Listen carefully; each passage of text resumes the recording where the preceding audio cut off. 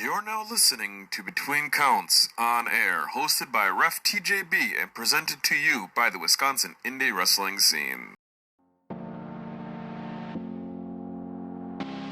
Hey there, everybody. Thank you for tuning in. This is Between Counts on Air, Episode 1, Sierra. My name's Ref TJB, and we have a good interview for you lined up here. Before we get into it too far, we are going to go over a few shows for you that are coming up here soon in this next 2 weeks. Starting off with ICW Insane Championship Wrestling out of Milwaukee. They have Younger and Restless. It's going to be Friday, September 24th in West Dallas at Tanner Paul American Legion. Be sure to check that out. On Saturday, September 25th, we have Frontline Pro, A Night for Tyler 4 in Marshfield, Wisconsin. We also have Great Lakes Championship Wrestling on September 25th as well. That is Have a Nice Day featuring Mick Foley at Circle B in Cedarburg, Wisconsin. And then the following weekend we have ACW Wisconsin. They are going to have a 2-night event on Friday, October 1st and on Sunday, October 3rd for Water City Weekend. Friday, October 1st is going to be in the Masonic Center in Oshkosh. And then for their follow-up show on the 3rd, the Sunday, is going to be at Tanner's Bar and Grill in Kimberly. We also would like to thank our sponsors, because without them, this would be a lot more difficult. First one I want to give some love to is Massage Evolution. I gotta say, I was at RCCW, and they were backstage giving massages to the wrestlers and to all the workers there. And I got a massage, and after that, I actually slept well for the first time in forever. My hips felt great, my back felt great. I don't remember the last time I got such a good night's sleep just from a massage. Like my hips, my shoulders, everything. It was loose, it was good. The car ride home felt great. Honestly, check out Massage Evolution, located in Green Bay. They really do a great job.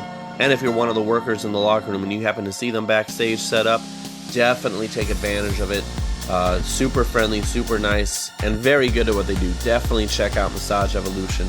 And then our second sponsor, Frost Giant Games, have been a big supporter of the page, big supporter of Between Counts since the very beginning. They are a board game and card shop up here in Green Bay as well. They have card games like Magic the Gathering, Pokemon, along with Dungeons & Dragons materials, books, figurines, dice. A particular board game I want to point out and give some love to is a game called Camel Up. You may have seen me play it with Brock Hall in our episode of Between Counts. I actually went back like a few days later and bought that game myself. I have played it multiple times with Brock since then. I have played it multiple times with others, my wife.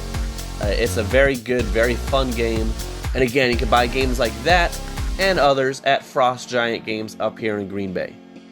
So now with all that out of the way, let's get on to our first episode, Sierra, in which we talk about her beginnings, her now, and her future in indie wrestling. Alright, so to start out, what's your name, location, and debut year? My name is Sierra. I'm from Milwaukee, Wisconsin, and I debuted July 4th of 2015. Yeah, 2015. Oh, 4th of July, eh? Was that like your first match? Yes, it was at Summerfest. Frank was running a show down there. I think it was the first year that he did Summerfest down there. And I just so happened to be training and gave me my first match. Nice. How long had you been training for your first match? So I started training March of that year. I was going to Bruce City shows throughout the fall and winter, and it wasn't until the March that I started training. I would train once a month before a Bruce City show at the Knights of Columbus. Get there early, set up the ring with everybody, and then have camp for 2-3 hours, maybe even really up until the doors opened. And then that was it. So I had 4 March, April, May, June. I had 5 or 6 trainings before my first match. They did want to rush me into it, get just get me with like the basics, like teach me how to Yeah. bump. And, Like put you on the fast track, essentially. oh, yes. Yeah. Because I was like, it was really only Jen and Mel in the area. Okay. And then so you think they I did that can because run. they wanted another female talent right quick, and you had they saw that you had potential? Yeah, I knew they wanted another chick really fast, and I caught on to bumping within like my first training session. So I feel like they saw that and was like, okay, we can get all this in her as quick as she can, and then she can learn the rest on her way. But yeah.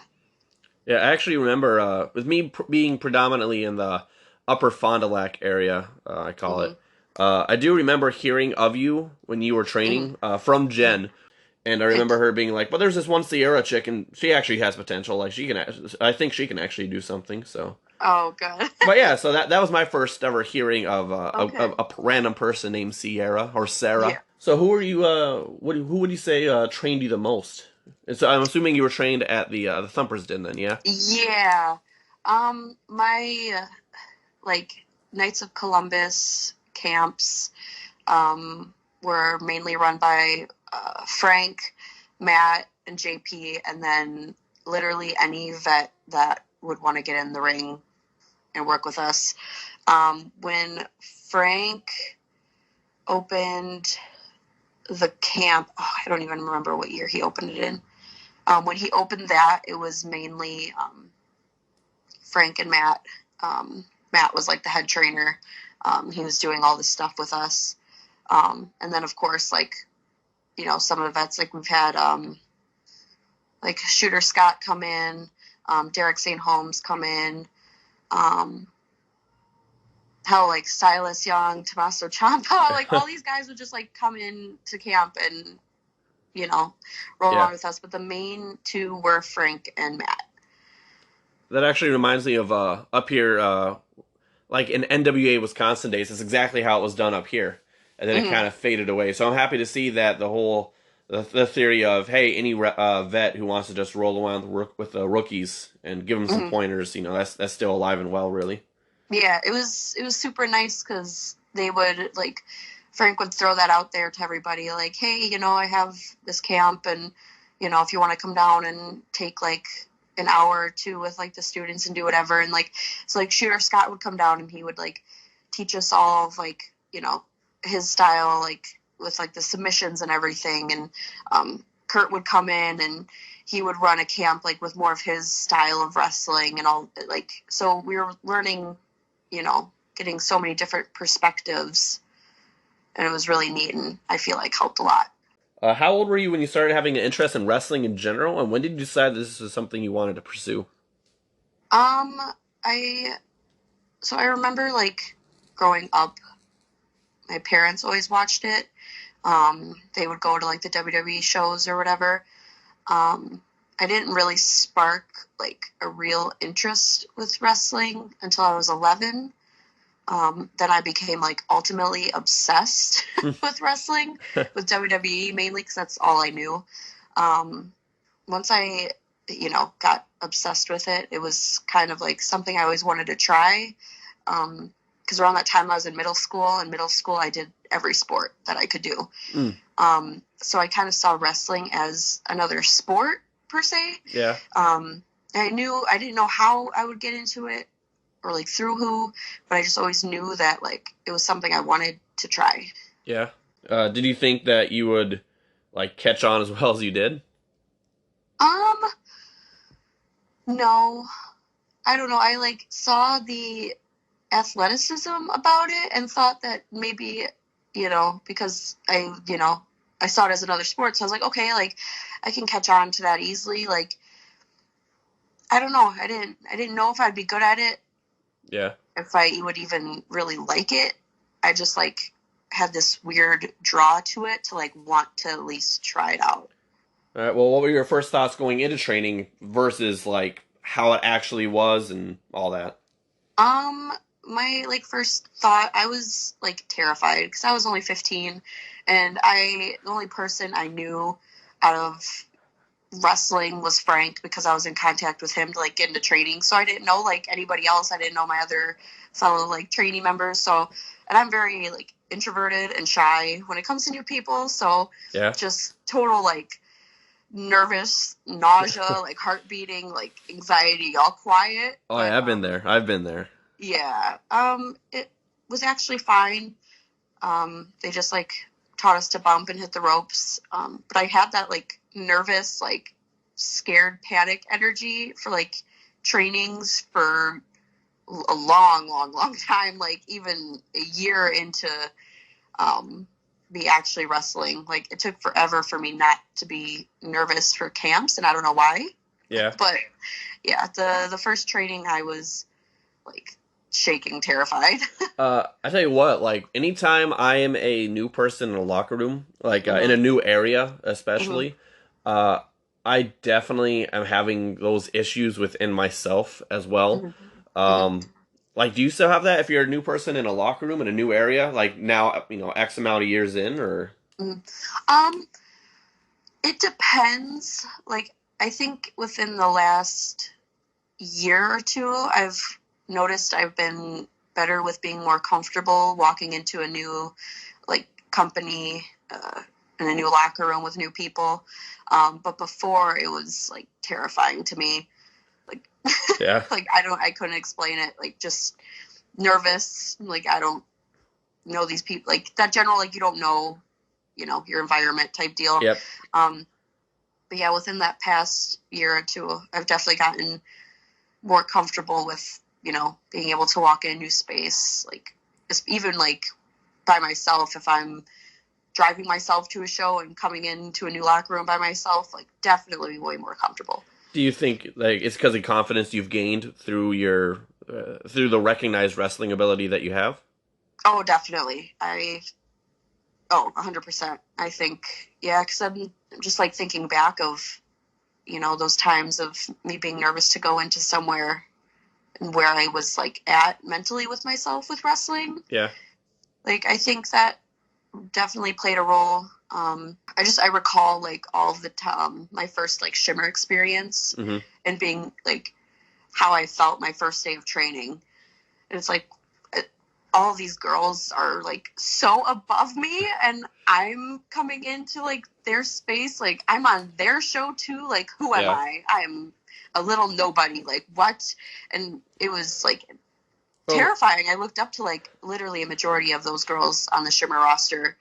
And so it was also like the nerves of, first time shimmer match and nerves of being in the same locker room as these girls that you look up to and are like inspired by, and like just terrifying. well, like, do you think that might have? I think they call that imposter syndrome, like to where you feel like you don't deserve all the credit and recognition you're getting, especially at that early stage of your career.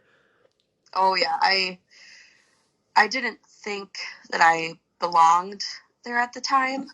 Um, like it's still I've gotten better with like my confidence towards wrestling with myself. Yeah. But for the longest time, I think my nerves towards going to shows and meeting new people and working new people came from my lack of belief in myself. Yeah. Well, like especially for those like that are fans, people looking into the wrestling business. Like Mm-hmm.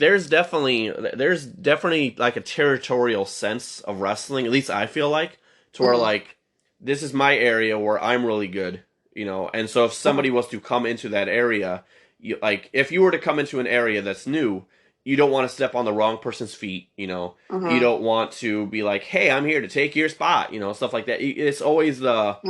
and that definitely does not help any kind Yeah. of anxiety or Yeah. anything like that. Yeah, it's definitely always been like the places I'd get the most nervous for were like the bigger places, the places where I was having those like moments of realizing I was like stepping up in wrestling in a way, like working for a promotion, or working, a certain person or a name, in a company.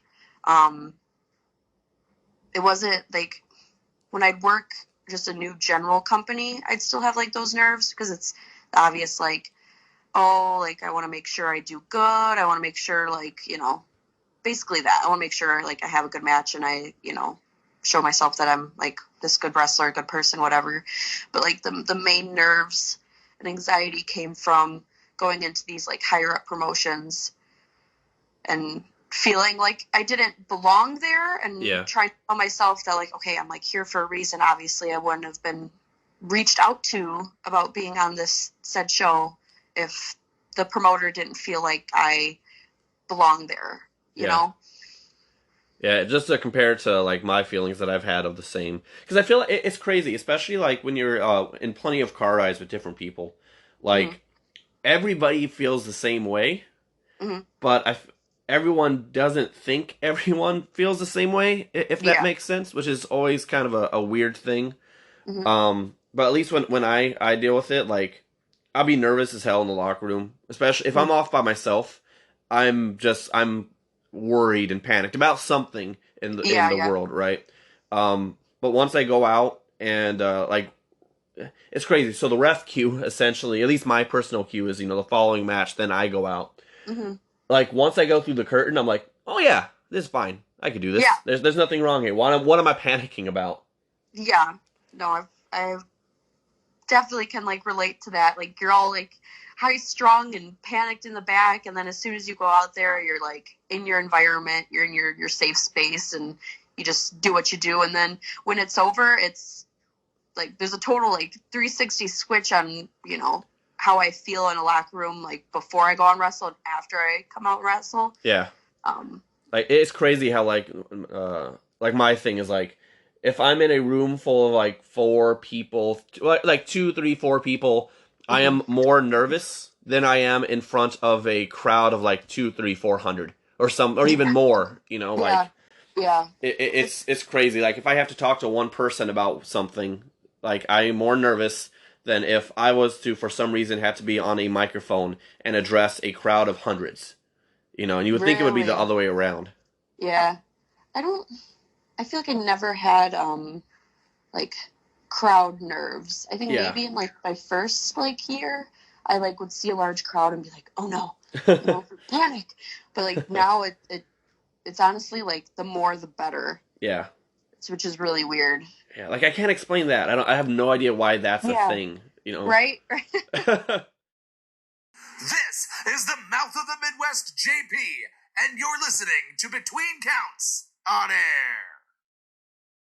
All right, so to rotate back to the wrestling world, or like the coming up part. So tell me about that first match on the 4th of July. Like, who was it against, and like, what were your thoughts before, during, and after?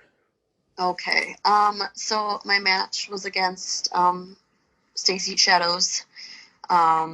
She had James as like her manager, and I think I had Tyler came out with me for mine because they put us in like some cousin gimmick or whatever. oh, that's okay. So yeah, but so I had him, and then Jen had like James or whatever. Going into it, obviously like super terrified. They gave me like a month's notice, which was nice because then I was able to be stressed and scared and figure myself out. Like they told me like, okay, get gear and get ready and all this stuff, and I didn't know what I was doing. They were just like, oh well, like look for spandex. I'm like, spandex. So I was going like to dance clothing websites and like looking smart. for little spandex outfits, and they were like, buy wrestling shoes. So I went and bought wrestling shoes, and I had knee pads from when I played volleyball, and so I had those knee pads. Well, by the way, volleyball knee pads are the best because like they protect above, below, side. Like they are honestly the best knee pads you can buy. The same knee pads that I had playing volleyball in high school, I think I still have now. So they're with me till the end.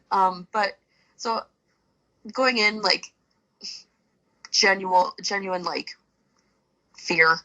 Yeah. Like I feel like any first, anyone who had their first match would, have the same emotions. Oh yeah, everybody says they're scared as hell or they're panicking or they're overthinking. Yep. So it was at Summerfest, and we were able to go in like super early. Like the show wasn't till like 6, but we were all able to get in there around like noon or 1. So we like did that. I set up the ring with all the other like trainees and stuff, and then we had like 5 hours to just roam around and do whatever. So basically I had 5 hours to like sit and panic.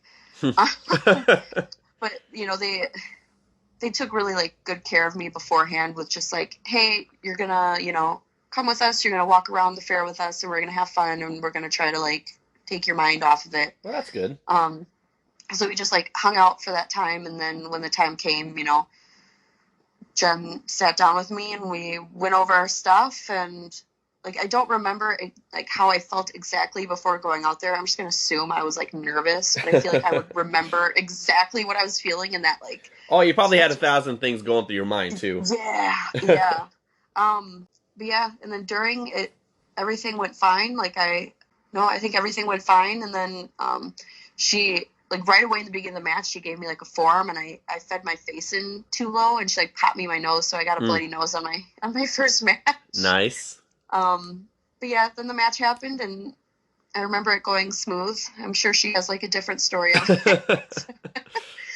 And then yeah, got in the back, and everyone was super pleased with it, and I got my critiques from, you know, Matt and Frank and her obviously, and some other like vets watched it and came to the back and gave me a hug, and that was awesome. That.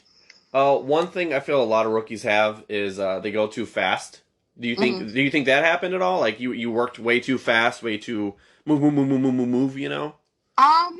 Or were you at a pretty good pace? Yes. Were you told? I'm gonna say yes because I feel like I did, but I feel like how the match was structured placed me in positions where I couldn't.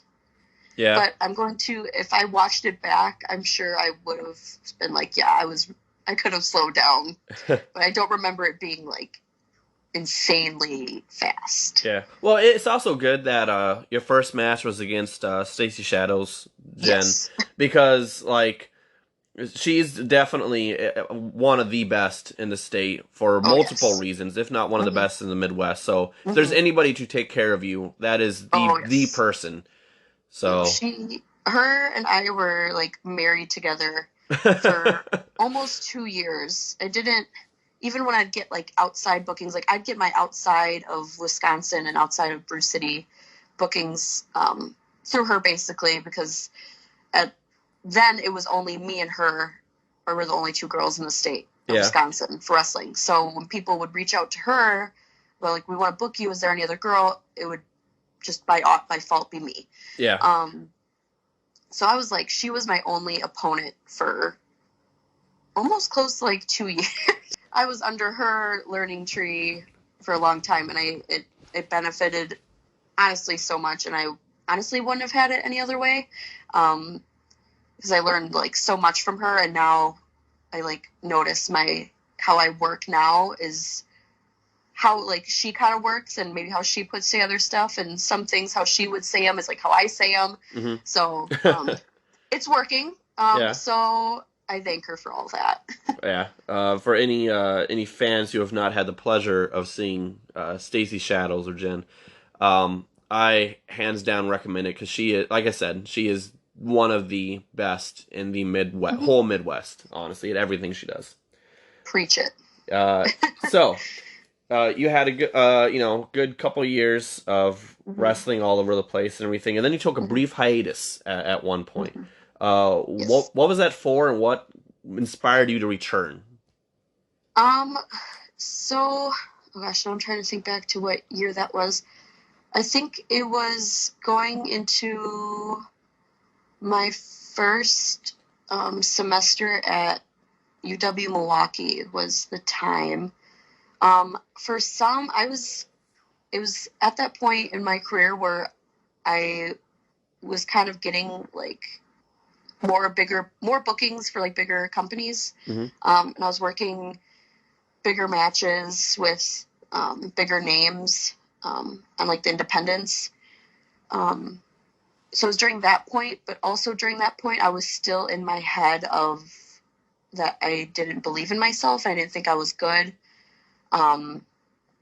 So it was like a weird mixture of me having anxiety towards wrestling because I didn't think that I belonged or could do good or could, like, you know, excel in that case when I needed to excel.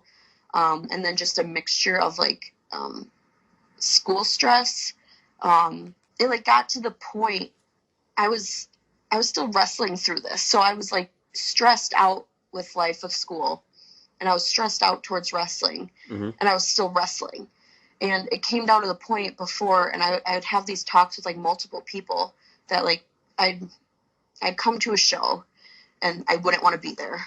I was like total Debbie Downer. Like, I don't want to wrestle. I have no interest being here. Like, genuinely like hated it. It got to the point where I would be having like full blown anxiety attacks before I went out and wrestled. Yeah. Like not breathing anxiety attacks.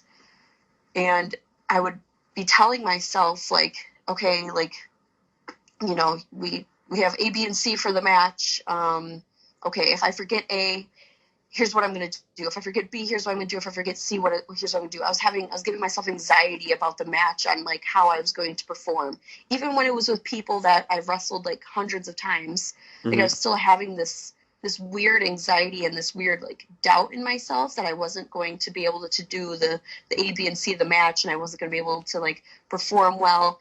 And it was really like turning me off towards wrestling. Yeah. And even then, like, I have these full-blown panic attacks before matches, and then go out and the match would go perfectly fine and smooth and everything was fine, and I'd come back and I would just feel nothing.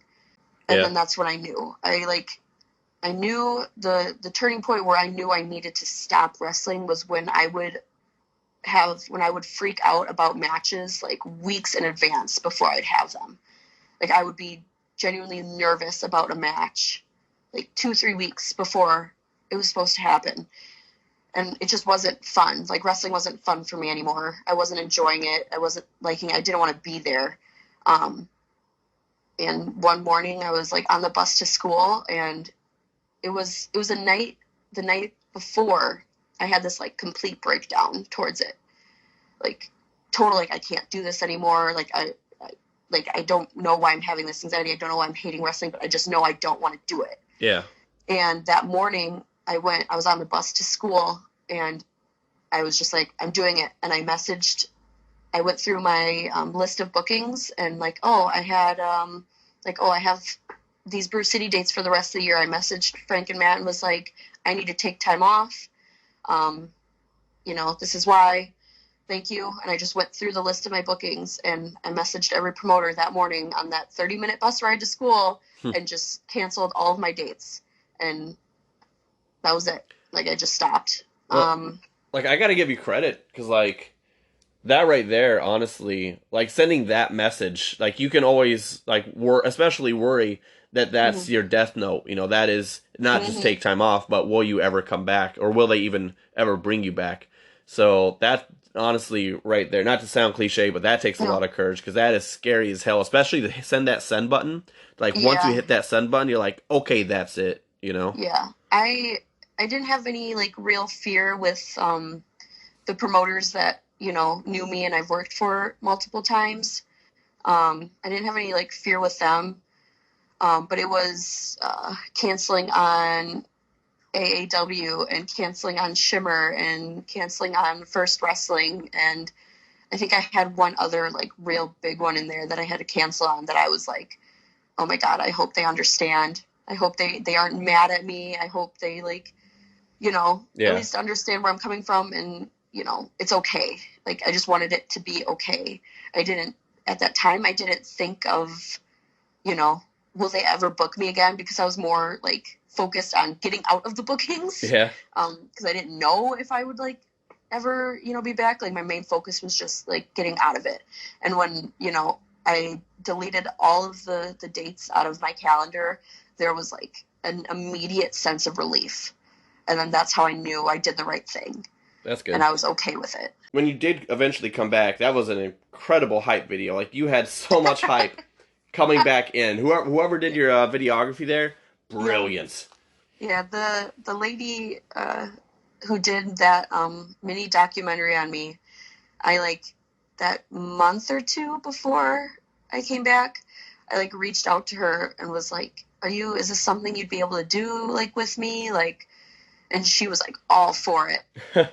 So I was glad I got that done, because I knew I like when I knew I was ready to come back, like I knew I had to do something to kind of like get it out there in a way. Oh, you did. You did. Because I knew like making a Facebook post would like, I'm sure it would be like, you know, get enough attention behind it, but like, I don't know. I thought if I did something really cool and fun that it would help. And the timing of me coming back honestly couldn't have been any worse.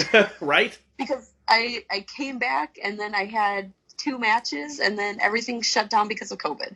Yeah. I almost had that feeling of like, damn, I wish I knew this was happening, because then I just would have not have come back. Yeah. Until wrestling came back, because it didn't feel like a bust in a way, but like, oh damn, like I came back and I was like all hyped to get all these bookings, like I was like ready to go, and then I couldn't. Yeah. This is the Mustache Man, Porn Stash, Peter Schwanz, and you're listening to Between Counts on Air. Since you've returned, you've made quite a name for yourself, honestly, and with a lot of, that hype video definitely helped it as well. Yes. Tell us about your journey to and your time in like OVW specifically. I had a match at GLCW against Hollywood Haley J. That was like the first time, like before our match, like I think I was like following her on Instagram and Twitter and stuff. So I've heard of her and I've like seen her work or whatever. And I knew her mom, because I've been on like a ton of shows with Amazing Maria. So that was like my first, like, I guess, introduction to it, because we had our match and Maria was like, hey, you and Joey need to get an OVW. And we're like, yeah, like hell yeah, like this is like, sure, this is like on like the bucket list of things that we want to like do. Yeah. And because OVW, for those who might not know, was one of the original breeding grounds, training grounds for WWE. So so Ohio Valley Wrestling still has weight to its name as well. I knew it was somewhere that I like wanted to at least go once. I just never knew how to get there, and I always thought it would be one of those promotions where it'd be like they'd reach out to me type deal. Yeah. Like I genuinely didn't know who to contact for that, but so she's like, you guys need to do this. Like she was like, she basically held our hand through the whole process of getting there. She helped us. We had to get a Kentucky license, helped us with that, got us, like, she was the person that we went through to get there. So she got us into OVW basically. And going my first few times there, like I was like nervous, again, had that new promotion, new locker room, new people nerves. Just wanted to do good. Like how we like talked about before, like those general nerves. Yeah. But it's completely, it's different, but it's not different from like an independent wrestling locker room. Obviously they do TV, so they have like a schedule and things run a little differently there. So it's good that I'm able to do these shows because it's teaching me how to work TV. Yeah. And it is there is a difference with obviously TV and working an independent show. But everyone there was super welcoming. The other workers and the agents and Al Snow, like everyone was super welcoming, super open. They definitely held my hand through learning. That's good. The first few times being there. It's nice. Learning. It's nice to know that this sounds like a pretty welcoming environment. Yes. Yeah. No, everyone's super cool. Like you get the vibe that everyone's all there for the same reason, to learn and grow and get our name out there. So everyone's on like the same page, and just a super super fun group of people to be around. Awesome. And so since you've been going to OVW, they have like you have won the women's title there. Mm-hmm. Uh, Yeah. do you feel since then the expectations and responsibility, not only in OVW but like among the your regular stomping grounds, has been Mm-hmm. raised since capturing that title? Yes. I feel like definitely feel like I needed to step up. Because now I feel like there are more eyes on me. Even just from my peers, like there's a higher expectation out of me. And I feel like that came kind of before I won the OVW women's belt. I feel like around the time, like probably around the spring of this year, I felt like I was picking up some steam and picking up the thing of like, okay, I need to step up. I need to elevate myself in a way. But yeah, when it comes to OVW, there's definitely like that idea of I need to be More of a locker room role model, essentially. Yeah, it's like weird because I think about that and I think about like how I'm like at this like point in my career where I need to step up my game because more people are either like looking up to me or just in general watching what I'm doing, and I'm not concerned about it. I'm not like nervous about it. Yeah. Like and more have like confidence that I can do it, which in comparison to how I was like 2 years ago is night and day. Like a whole different mindset, really. Yeah, I'd be in those situations where like seen and need to step up, and I'd be terrified. Yeah. But now when I'm in these bigger situations and these bigger moments, I'm more motivated and I have more confidence that I know what I'm doing and I know I can do it, or at least try to do it well. Yeah. But it's more that I have the motivation and confidence really in myself to do it. Yeah. Which helps a lot because I feel like if I didn't, I would slowly start getting back into that bad mindset I had before I left. Yeah. But yeah, there's definitely some form, I wouldn't say like a pressure because it doesn't feel like a pressure to me, but more of like a duty to elevate myself. Yeah. Like that's always a really, really cool feeling too. Cause like you now, not only are you good at what you crave to do, but like you can clearly see in your head what is like the checklist and like what do you want to get out of any given match or any situation, and you now have the confidence that you're like, oh, okay, this is the checklist, this is what I know I can do, and I know I'm going to be able to get it done. Yeah, definitely that. Like I know I can get it done. Like I still get very nervous before I go on wrestle, even for little fair shows. I'm like anxiety up the roof. Yeah. But at least for me, I'm not having that like 2 week out in advance like anxiety about a match when I see a match that would make me nervous. Then I'd see now and get excited for and like want to do it and like want to yeah, like for those go hard at it. For those who don't see you behind the curtain before you come out, like it is like for like 5 minutes, 10 minutes before your match, especially the 5 to 10 minute zone, like you are definitely full game mode. Like you're pacing, you're going over stuff in your head, and like you are pure business. Like I will never.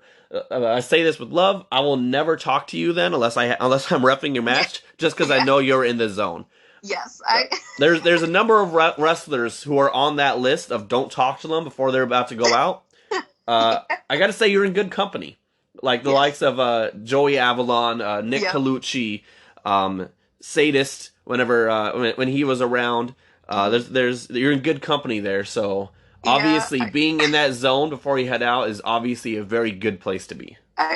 That's funny because I'm like laughing at that because there have been situations or like moments where it'd be like that 5 minute mark and I'd be like pacing and panicking and maybe talking to like my opponent or whatever, and like I'd be just standing there you know, like tapping my foot, looking down to the ground, just kind of like focusing, and like someone would come up to me and say something, and I would just like snap on them like really hard and be like, "Not is now the time," and then they'd be like, "Oh," and I'd have to like go up there and like apologize and be like, "I'm sorry, I didn't mean to snap, like I'm just like."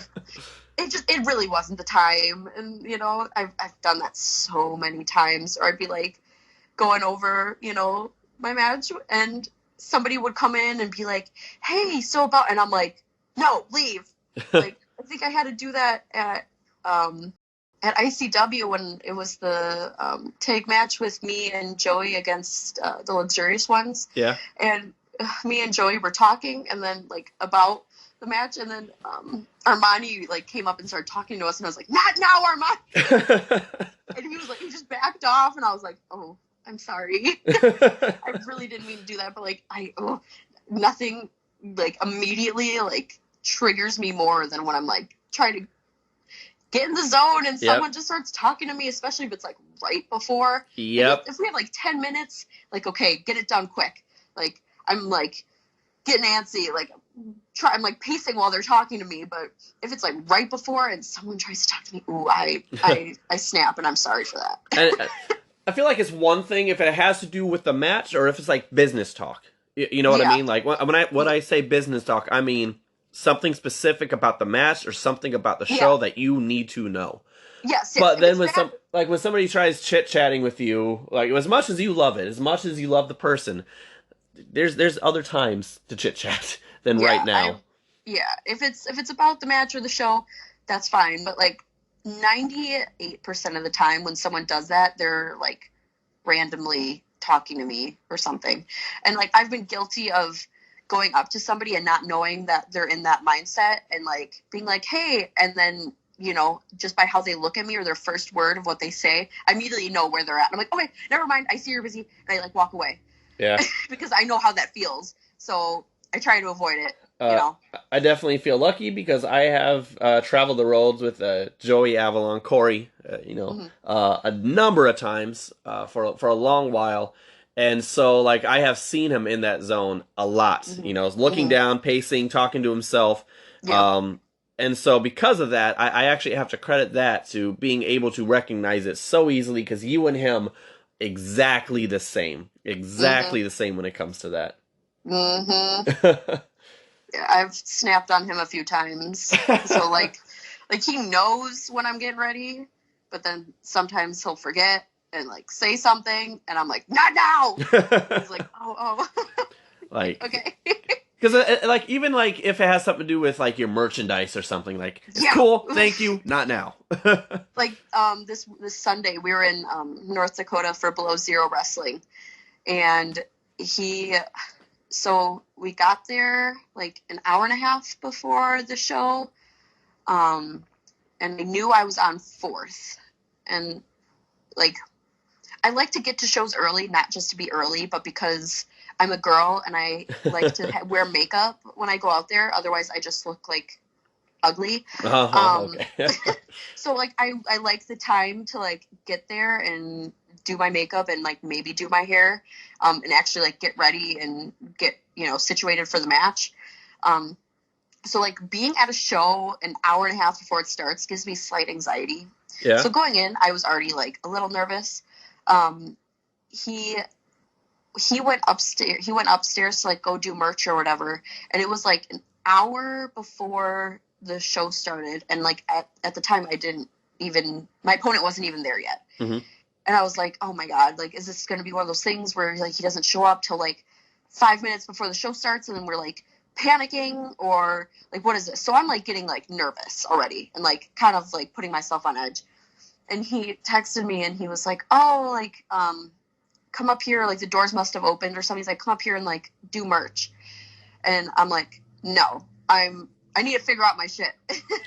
And he's like, "Well, your opponent isn't even there." And I was like, "I know. I need to figure out my stuff." That's the problem. Like that's the problem. I was like, "I'm on early. Like leave me." He's like, "Okay." But yeah, those instances. It is pretty cool from an outsider looking in. Like since you and Corey have been let's say flying together, I feel like you guys have pushed each other harder and much more dedicated now. Not that either one of you weren't more dedicated or weren't Mm-hmm. more, serious, but it's Mm-hmm. almost like it's like in a racing video game when you go over the turbo boost. That's what it Yeah. seems like, Yes. and it's just continue. It's like feeding off of each other that turbo Mm-hmm. boost constantly, constantly, constantly. So until you guys are going like 100 miles per hour, which Yeah. Uh, yeah, I think when we, like, started dating and, like, decided to do the wrestling thing together, there definitely was a shift in my, like, motivation towards wrestling and, like, my confidence with myself, because he 200% pushed me. Mhm. And I feel like I at least pushed him and motivated him back just as much as he did for me. Because I don't know, once we, like, kind of got rolling with it and realized that what we were doing together was working, it pushed us even more. But no, he has honestly, like, pushed me more out of my comfort zone than anyone has. And literally, he does, I don't even feel like he does anything. He just tells me to do it and I listen to him. And like, he did, like, I don't even know, like, we'd be going over, like, stuff before, like, a show, like, oh, I don't want to do this. Be like, do it. Like, oh, but I don't want to do it. He's like, no, you're doing it. Okay, I guess I'm doing it. It's like one of those things. And there'd be a few times where I'd be like, no, I'm not doing it, and I actually don't do it. But, but no, he's definitely pushed me in wrestling in more than, honestly, like, I can push myself. So I can't thank him enough for that. And, like, I push him so hard because, like, now that we've gotten, like, into it, there's been, obviously there's been lots of letdowns as much as there's been the highs, the peaks and valleys, as he said. And so when we get in these, like, lows, like, I know that we're just as equally there for each other when it gets to that point, because we're both on that same, like, mindset when we hit those lows of, like, oh God, this is it, we suck, we don't belong here, that deal. And, like, I push him because, like, I've known forever, like, how good he is. Mm-hmm. And so I'm, like, glad that we're able to, like, do this together, and, like, I'm able to, like, see him succeed at this. And when he gets down about it, like, if something happens and he, like, starts questioning himself, like, no, bitch, like, like, do you know who you are? Like, you want to, like, slap him across the face. Yeah. But definitely there's been, like, that push. Sit down, shut up, grab a cup of coffee, and listen to Aaron Arsenal on Between the Counts on air. Recently made an appearance in AEW Dark. Yeah. So tell us about that opportunity and how it was. Probably the coolest thing I'll ever do in my life. I guess as of now, but I'm still going to just chalk it up as the coolest thing I'll ever do.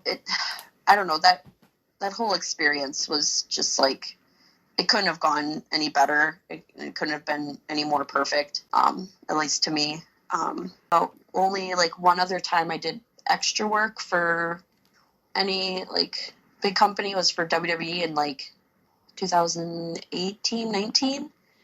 And so, like, I only had one extra work experience.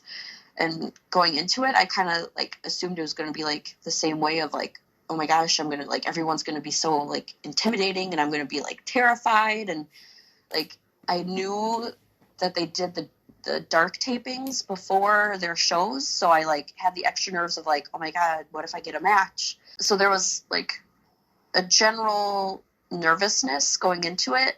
At first, I got, like, the email and I was, like, psyched and out of my mind, but then it, like, dawned on me and, like, settled in, like, oh my gosh, wait, I have to go do this now. I don't get, No, it was so much fun. The environment and the locker room and everyone there, like, these names were so welcoming and just open, and no one was intimidating, and everyone, like, you felt like you could just talk to and go up to literally anyone and talk to them about anything.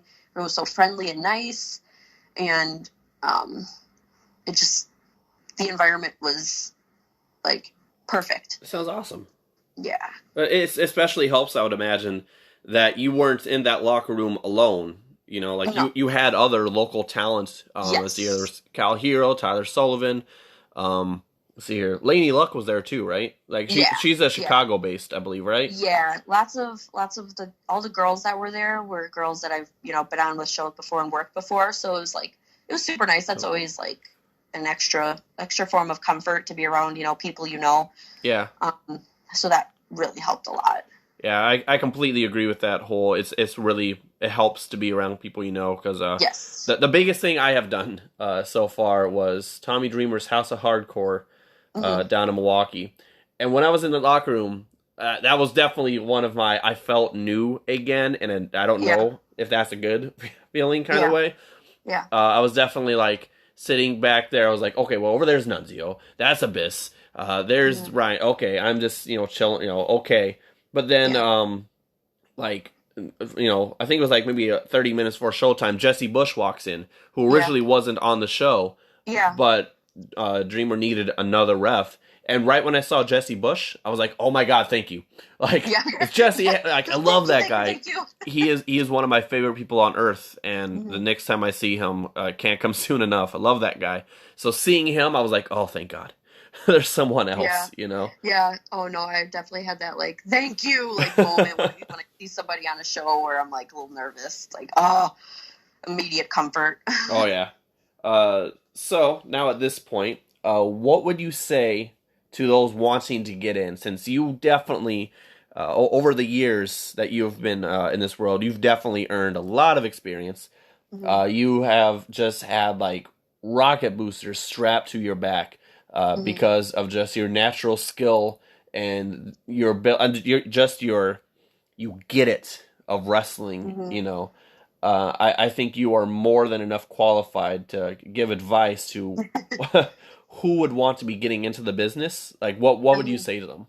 I'd first say to find a good place to train, and like a good notable trainer. I feel like that plays a big part in just the training, obviously, and the learning experience and how you come out as a wrestler. Really invest in that and finding a good, reputable school.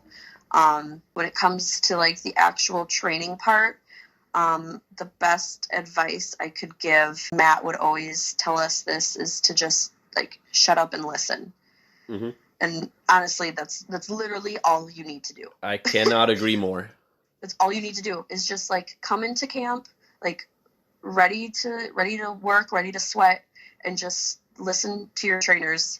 The only time you should like talk is if you have like a question or, you're talking to your trainer about something. But I've come across, I've honestly have seen probably more people come and go out of one camp than anyone. I swear. I feel like I have everyone beat on this. But the people that would come in and just like run their mouths over, the trainers, or just in general, just be like not really taking it seriously, like we're always the ones to get booted out. So that's my advice. Just go in ready to work. Just keep your ears open and your mouth shut. There's going to be lots of times in your training before even you get into matches where like it's going to be hard and you're going to question if you can do it, because I feel like a lot of people going in or like wanting to learn how to wrestle just think that wrestling is like they'd go into camp and they'd learn all these cool moves and that's it. Like how I was trained, there was like a lot more behind it. Even besides just like the wrestling part of it. It was basically like boot camp, dojo style training for like the first 2 hours of camp, conditioning basically. Yeah. Getting my like butt whooped in a boot camp workout. And then we'd go on to like fundamentals and moves and psychology or whatever. And I feel like a lot of people come in thinking that way. I've seen a lot of people come in and I just get the vibes that they think that way. And then 30 minutes into cardio, they're throwing up and you can just tell they don't want to be there anymore and they don't want to do it anymore because they realize how much is put into it. Yeah. So I feel like understanding and recognizing that there's a lot of work into it would help a lot. And if you truly do want it, you'd be able to push through it. It's like, it's one thing to think, okay, this fucking sucks. But it's another thing to be like, okay, this sucks, but what are we doing next? You know? Yeah. And I feel like that's the mentality you need to have. You can think it sucks, because if you want to take a look at the situation in a realistic view, this sucks.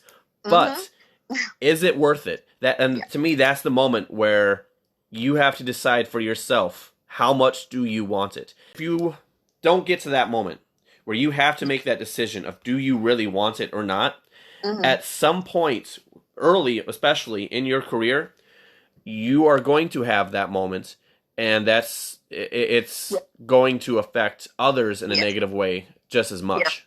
Yep. No, it's all needed for the one end purpose. Like they're going to try and make you quit. Yes. But oh yeah. You're not the only one, and it really is for the betterment of the business of pro wrestling. Yes. And ultimately, I believe it's for the betterment of you. And honestly, like, if you do believe you need, like, this isn't for you, well, no one's going to hate on you for that. Honestly, there's a lot of people who this just isn't for them. Yeah. And you know what? That's fine. We get it. Yeah. We understand.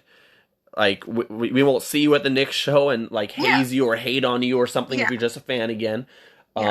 Or if there's another role that if you still want to be dedicated towards it, you know, there's plenty of auxiliary roles and stuff like that.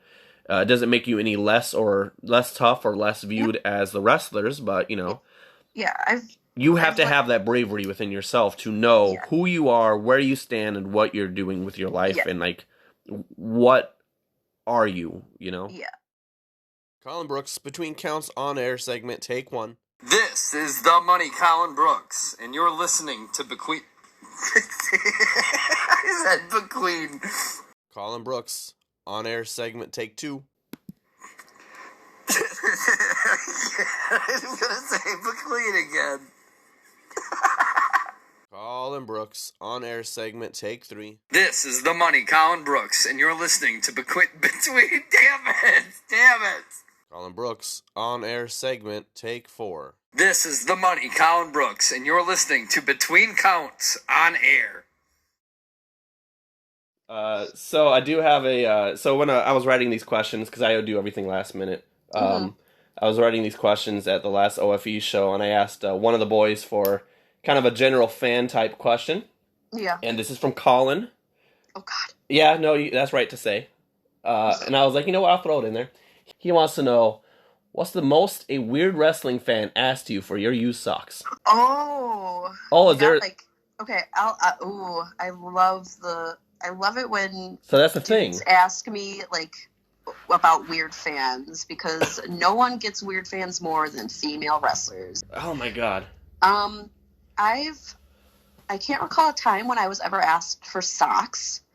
I have been asked multiple times for, like, my nylons, so, like, my fishnet tights that I wear. Okay. I guess you could consider those socks because they're still on my feet. General gear, which I've never, like, found, like, an issue before because, you know, all the girls, like, publicly sell their gear.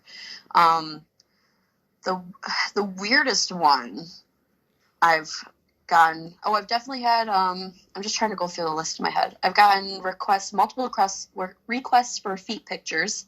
I don't even like feet, so I can't even take a picture of my own feet to, like, send, so I won't do it. What's another? I think there's another weird one. I never got the feet thing, ever. No. Ever. Like, I'm not gonna lie, I'll click on a video and I'll be like, I just don't get it. No. I don't get it. Yeah, I teach their own, I guess. I don't know. The weirdest one, and where I was like, yeah, I made it, like, this is where I knew I made it as a female wrestler, was when I was asked to, someone asked for my underwear.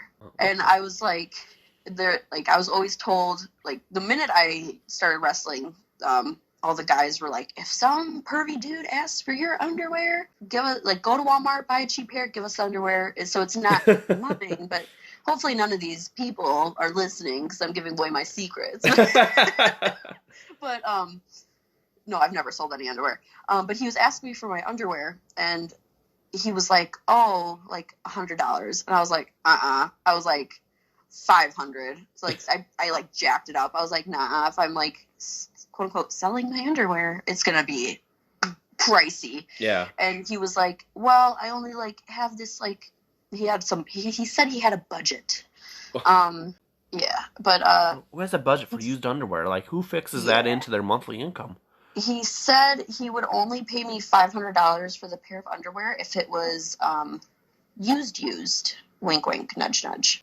Yeah, and then I was like, oh no, and I just like delayed the conversation. But it happened at 2 a.m. one night, and I was like busting out laughing like the whole time. But then when it got to that point, I was like, I can't do this. And I can't do this. Like, I'm like, so that was like the worst, I guess, like, experience. I definitely feel like and know that other girls have had oh yeah, weirder or worse. I don't want to say like weirder or worse because I don't want to like they've had stories that can easily be put into this conversation. Yes, that could definitely top all of this.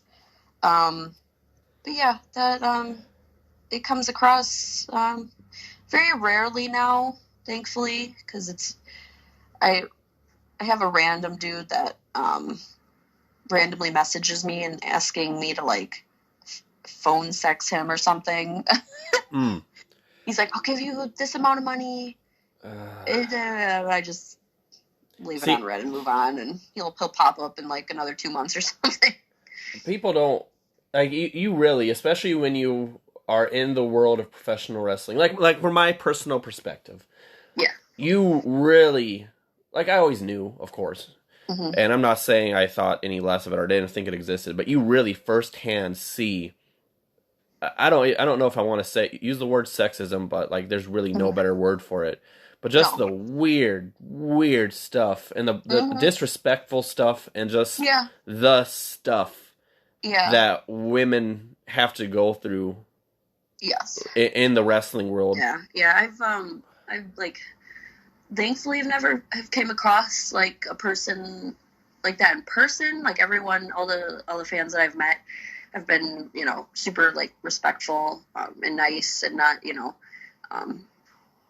get in my like personal bubble. Like if I learned through like the girls at Shimmer how to pose a certain way for pictures if you don't want a dude touching you, because a lot of dudes will automatically just go around the waist. If you see that happening, there's like, you can like put your arm out to like block them, and like it's never failed that they like stop. Yeah. So I learned through them like that. If it's like, if I get, like, ooh, vibes. Yeah. I guess it would probably helps that you have Corey near you at merch tables now too. Yeah, right. Watching. Yeah. You are the internet. I am Raging Nathan Gust, and this is Between Counts on Air. All right, so back to wrestling talk. So what would you say the future looks like for Sierra, and do you have any closing words? The future, I ultimately just want to keep doing more. I want to experience more. I want to, work different promotions, work different people.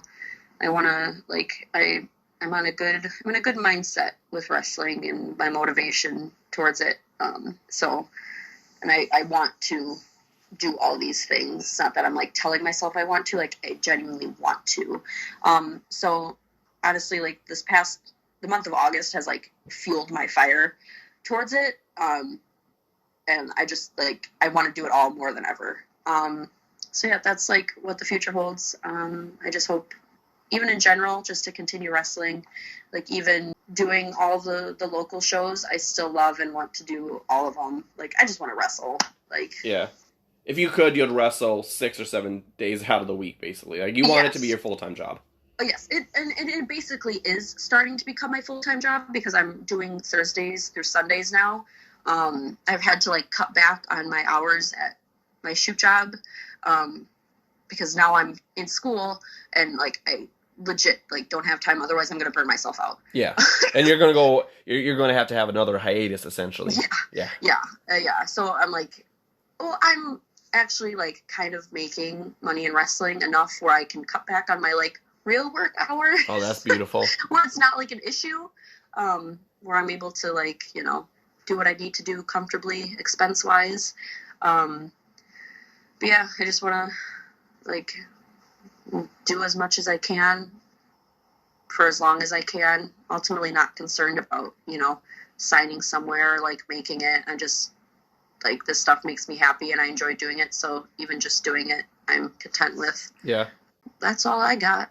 Is there anything you would want to say to 11-year-old Sierra? Oh my God, don't get me started because I might cry.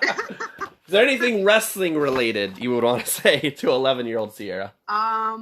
Just do it and realize that no matter like how hard it feels like it's getting, you'll get past it. Like everything will be fine and you'll do it and everything will be good. I like wish I knew that, but yeah. Obviously couldn't. But that's nice. Like every hardship in wrestling you go through will be fine. This is Sierra, and this is Between Counts on Air. You have full floor right now. This is all you. I have Instagram. It's at Pro Wrestling Sierra _. Oh God, I have to remember my handles. My Twitter is at Real Sierra _. I think honestly, if you just look up Pro Wrestling Sierra on any of the social medias, I should pop up because I'm like one of like maybe 5 Sierras in wrestling. Okay. But oh my God, I can't recall off the top of my head what I'm doing. I legit can't even like remember where I wrestled this weekend. But yes, those are my social medias. Follow me, give it a like, do all the goods. Cool. Well, thanks for being on. Yeah, thank you. Appreciate it. This is fun. I always love having conversations with you, whether wrestling related or real life related or anything. You are one of my favorite peeps in the business for sure. Yay, thank you. Yeah. Hey everybody, thank you again for giving this a listen. Thank you again for supporting Between Counts on Air, the Wisconsin indie wrestling scene, in which you can find on Facebook at Wisconsin Indie Wrestling Scene, on Instagram at Wisconsin Indie Wrestling, and on Twitter at Wisconsin Indie. We want to give a big thank you to all the talents that appear on the show. Please be sure to follow and like all their social media content on all platforms. And again, thank you for listening, and we will see you next time.